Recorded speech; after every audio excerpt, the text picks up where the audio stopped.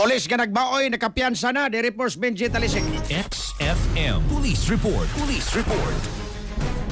Human sa bilagahan lang nga mga preso sa pagpapreso ni ito kabiyernes human nga ginagop ko sa PNP banda ng dayan tungod kay mato pa nga nagmark ni ato sa birthday nga mato mas police nga igulat kini biwang sa barangay tagubot sa iyang amigo og kato galay Luisa nga ilang kinom mato pa ni police sa Colonel garing ang hepe sa bantayan na PNP di Butag nga nagagawas na ang kini mao nga police nga si ang ganimong police corporal nga na-assign sa Mandawi City so fish kinsa na beso na itong adlaw sa birthday ito Bernes o nag-Valentine's Day sa preso sa Dabantayan o iman nga hapon lawa sa wakpa ang ganing sa Desvier hibi na ganing ni pensa muabot sa 3,000 pesos ang empresa sa iyang kaso nga ba ang ganing alarm skandal ay mga police magpabuta lang sa patawag sa korte labi na ang isa po na kung ano sa hearing kung posible pa mapasag ang kaso ang katong iyan nga ang katong reklamante nga nireklamo kaniya nga wala malagmawag kini siya mismo sa daan Bantayan.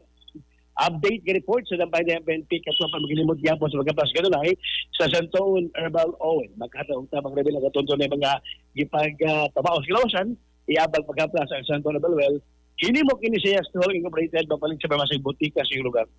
Alas sa Region Pilipino para sa Pilipinas sa Katulapa. Benji Talisig, XFM. XFM Report.